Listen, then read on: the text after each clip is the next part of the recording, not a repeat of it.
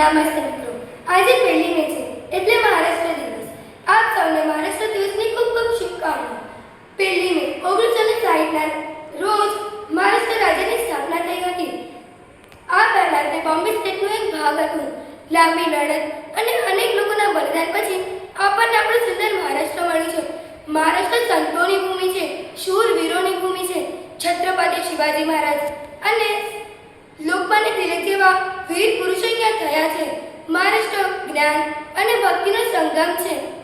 સંત તુકારામ, સંત નામદેવ અને સંત જ્ઞાનેશ્વર જેવા મહાન સંતોએ ભાઈચારો અને સમાનતાનો અહીંયા સંદેશ આપ્યો છે. ગણેશ ઉત્સવ અને દિવાળી મહારાષ્ટ્રમાં ખૂબ ધૂમધામથી ઉજવવામાં આવે છે.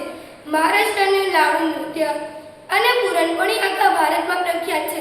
તો ચાલો આજે આપણે પ્રતિજ્ઞા લઈએ આપણે આપણા મહારાષ્ટ્રને સ્વચ્છ અને સુંદર બનાવીશું.